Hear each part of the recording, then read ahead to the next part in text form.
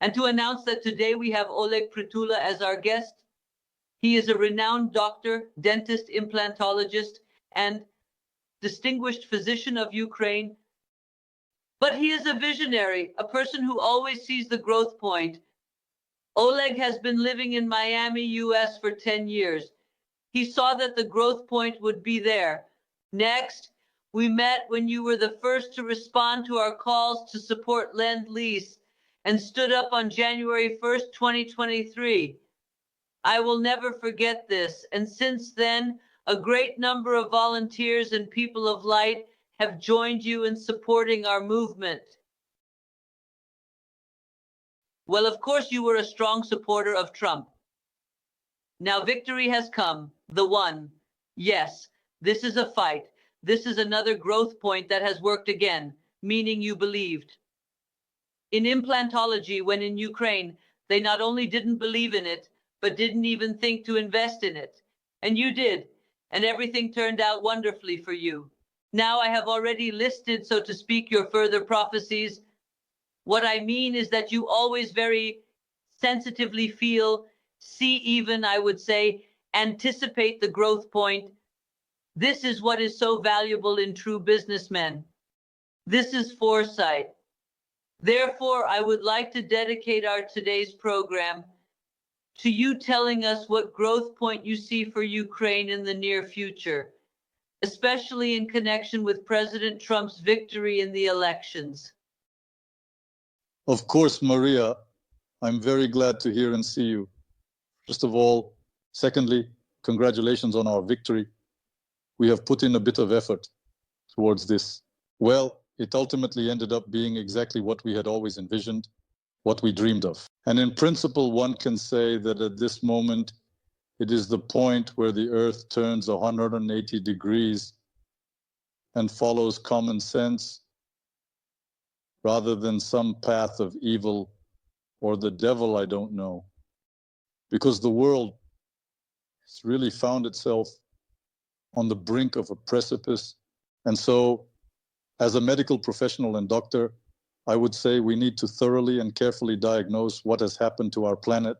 And to turn around and make the right decision, we need to understand what the illness is.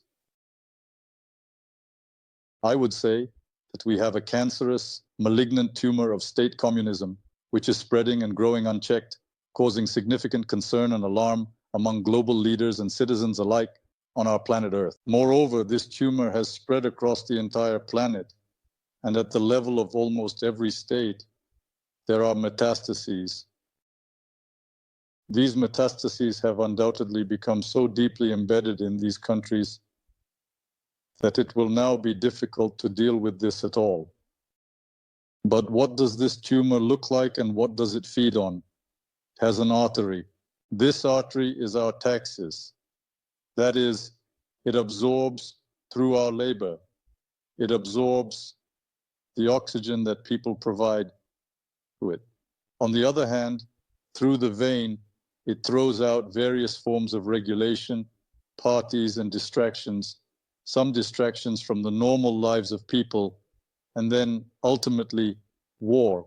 So the task of humanity now is to remove this cancerous tumor. How should it be removed? We just need to cut off its artery, that is, give the state less to consume. It turns out that it will inevitably die on its own because highly productive people, namely innovative entrepreneurs or those who work hard for entrepreneurs, create new and useful products, and more than 50% of their hard-earned income is unjustly taken away and given to whom?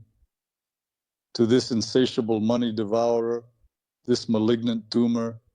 And the task at the moment, step by step, has already begun. It started first in the country of Argentina, where Javier Milei took a large and powerful saw and chopped through this rot. And now the country has turned in another direction, already has results. He is in power for a year. The same Nayib Bukele, who is in El Salvador, is an entrepreneur. The way he represented Honda, I believe, he rose to the mayor. of the city and then became president. So he ascended as a successful entrepreneur. And now, most importantly, we have achieved this in America as a nation. And now Trump is coming to power. Trump is coming with a very serious team. Now, you know, Maria, that the DOJ has been created, which is a structure, the Department of Government Efficiency. If translated into Russian, it would be Departament Efektivnosti Uredu. The state, yes, you could say that, and the government. And so what happened, people do not understand one nuance, that those in power have already come not party members and political technologists, but entrepreneurs, creators, those who create have come to power. And it turns out that Elon Musk and Vivek Ramaswamy now stand above all these party infighting with their structure, and they have influence over all of them. Because what used to happen before, some party would choose a president, he would become the executive power and then fight for power in another party. It's not like that. Now an entrepreneur has indeed risen to the top and told all these party structures, now I will set the rules by which you will live at all. I believe that this is a great, great miracle that has happened. And I will say I got involved in politics more or less about 10, 15 years ago. I was in Ukraine trying to change something in the country with the Libertarian Party. What did I understand? I realized that the problem is not in Ukraine. The problem is much further away. The problem consists of several different points on the planet Earth. It is indeed the terrorist Putin and the KGB organization. On one side, the United States deep state, as well as the socialists and the communists who are well versed in negotiating among themselves. Then there is the Communist Party of China, as well as, in addition to all of this, the Brussels swamp, the European one. These four structures practically immobilize the entire space, truly everything in the world. And these global moments, just imagine what kind of incredible power it takes to orchestrate COVID in the world and beyond. As a doctor, I realized this was simply a sabotage against Trump to prevent him from winning the elections. But in the end, ultimately, to summarize the current situation, Trump has indeed, in fact, won the elections 3 times. They just stole it from him once.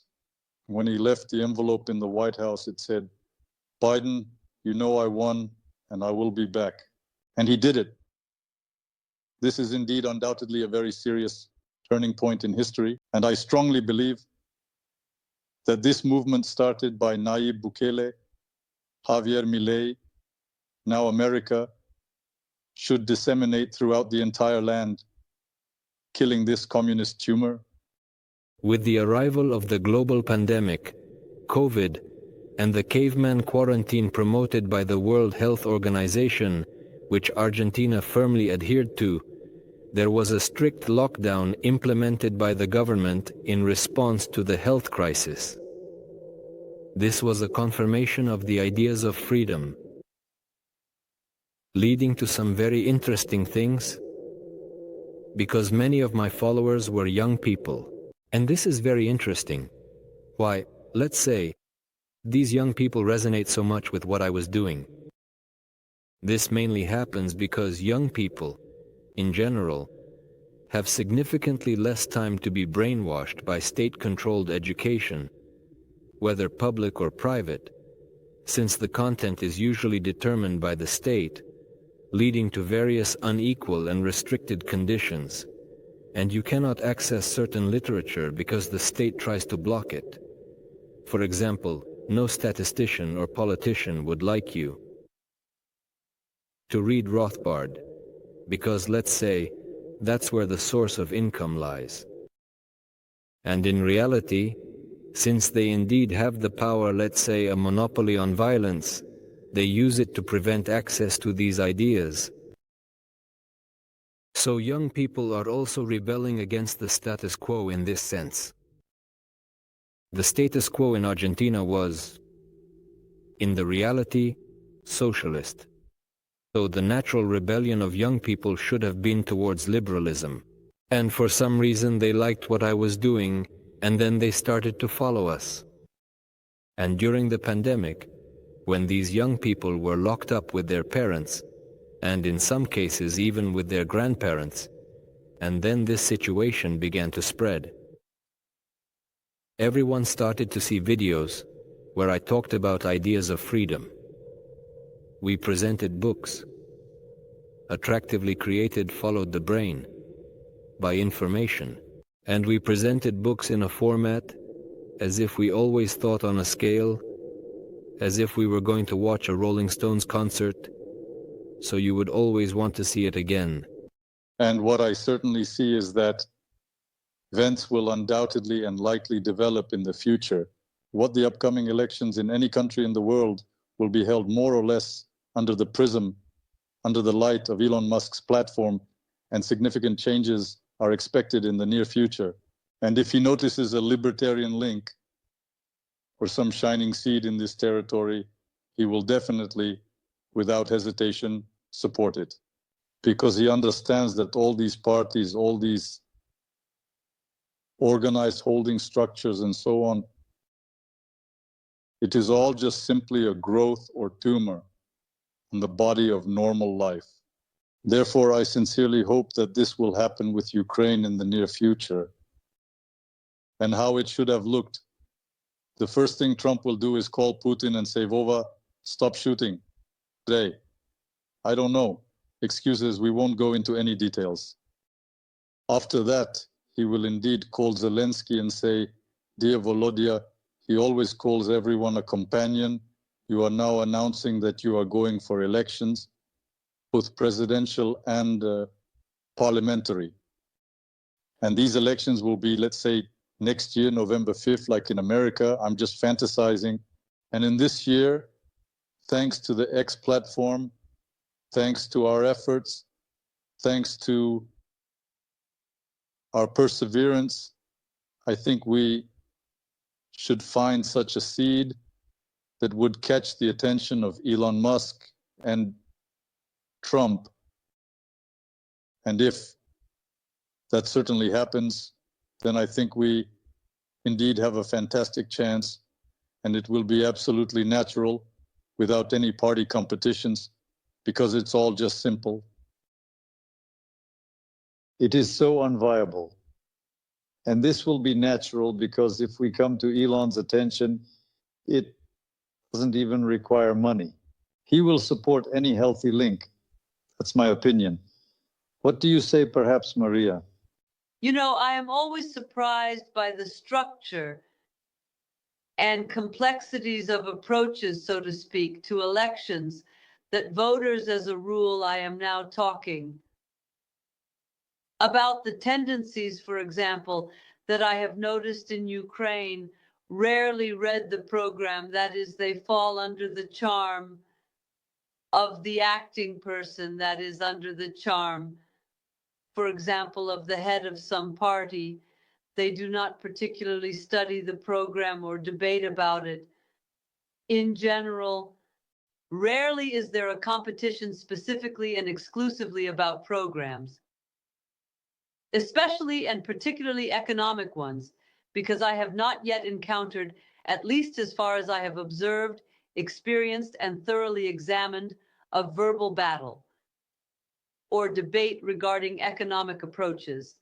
So that one would come out and talk about how we need to burden everyone with these taxes, to bind everyone, to suffocate, while another would come and say, no, we want freedom of speech, freedom of entrepreneurial activity, the sacred right of private property, and everything that the Libertarian platform is based on. Not to mention that the movement was born, one could say, in Lviv, because Ludwig von Mises as we know, just like you, was born in Lviv. And therefore, of course, Ukraine has a direct relation to this. Little attention is paid to this line, regrettably little, because Javier Milei, for example, mentions Ludwig von Mises, I believe, in every second instance, stating that socialism is as much an alternative to capitalism as cyanide and potassium are alternatives to water.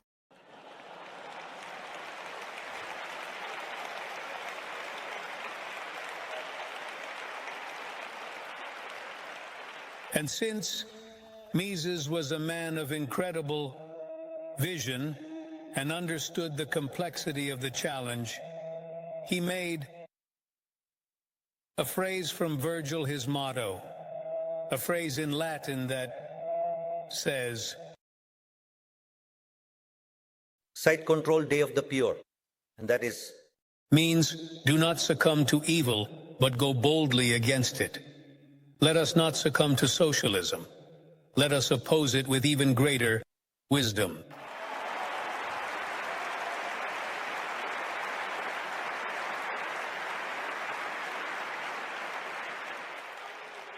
Of course, this undoubtedly seems like a truly monumental and challenging task. It seems that we are few, but we have nothing to fear. Because victory on the battlefield depends not on the number of soldiers, but on the strength that comes from the heavens. Long live freedom.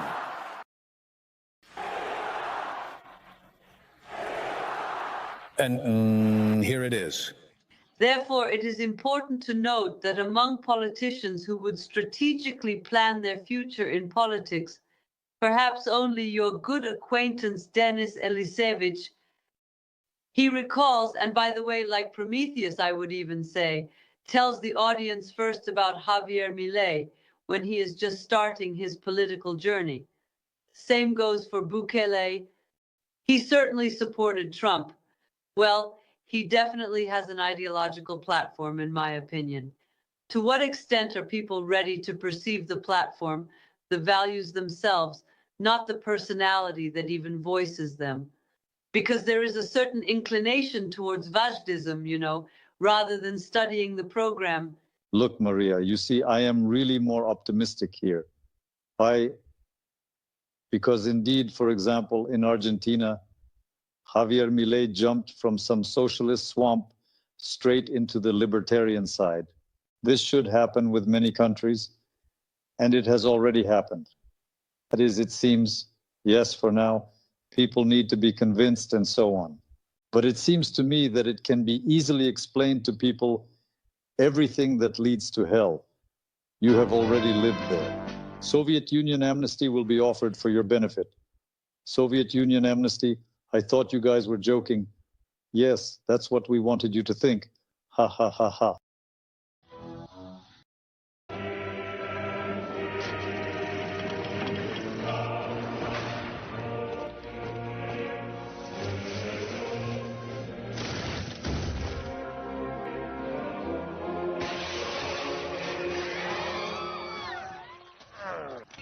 Master crash capitalism.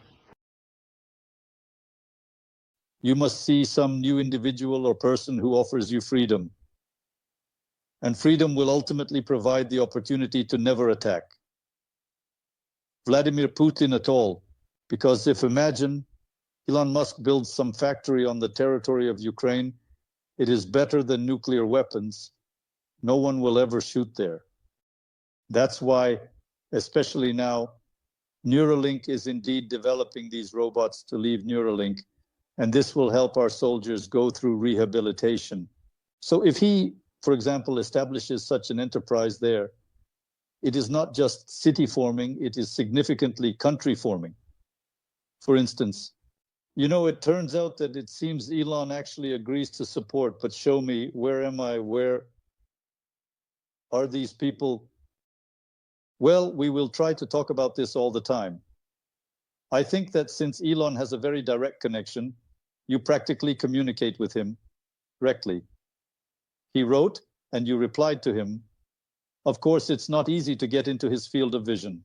I believe that if he notices a vibrant and lively seed, he will most certainly pay close attention to it. This is because such a seed is not only intriguing, but also holds potential for growth and development, which naturally draws interest. So, we will urge people to subscribe to the X platform right now, because only there is freedom of speech, only there is information online right now. And this is why streams work very well, essentially, basically, because it's the speed of light. If we simply record something there and transmit it, it already decreases in speed. And if it's through propaganda, it should take 3 days for them to understand what to say at all. Which words to repeat repeatedly 1,000 times over and over again. And here we have already come closer to Elon has stretched the space of high speed, and changes can happen so incredibly quickly and rapidly that people won't even understand how it could have happened in ways that are often beyond comprehension. This is considered Trump and Elon Musk, and Vivek have not yet started the job. It is they are talking about it. But pay attention, now on the X platform, everything is about America's corruption. Corruption, corruption, America, taxes. This was never discussed. If I had even said a year ago that this was possible, I wouldn't have believed it. Because they, as innovative individuals, as entrepreneurs, directly address and tackle the root issues. They hit the root that the government is stripping you of your last skin to then inefficiently use your money in a manner that is inefficient. Look, in Argentina, the highest tax burden in the world among white salaries. Think about it. When a worker receives their salary, for every 165 that the employer pays, the worker gets 100. And when he turns around, right, 50% goes to taxes, meaning the government takes 115%. Could you kindly let me know if you understand what I am saying? Out of 165%, that is, they take 70%. We are slaves, yes, to taxes. And then they start talking about religion and beliefs. At least the Almighty God asked for a tithe. These take 70%. So let's change you a little bit.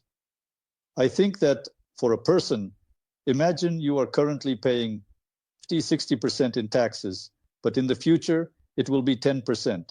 So the person will have 40% of their money for travel, to educate their children, to invest, and that a person needs to be taught to be an investor from childhood, meaning in the future they won't need a pension, they will provide for themselves. Let entrepreneurs and working people breathe. Don't take their money, and they will manage their money better in a better way. This tumor has done this throughout the last 100 years of time. Woodrow Wilson introduced the first income tax in 1913. 1%. It was during the war, and it was supposed to be temporary. What we see over 50 years, step by step, we are getting... Now take a map. I have a map of Europe, 45-60. 45-50%, this is considered slavery, because half the week you have to work for some official who spends this money who knows where and keeps half for themselves. That's why now an American works just 3 jobs, both the husband and wife, in order to provide for the bare minimum requirements. This is what these deep states, which have been influencing governance and society for years, and all these social communist directions gaining momentum and support, have led to. And once it turns out in 1848, this old man with a shabby beard wrote complete nonsense. He had never done anything in his life, it seems. And he started writing that these people there, in fact, absolutely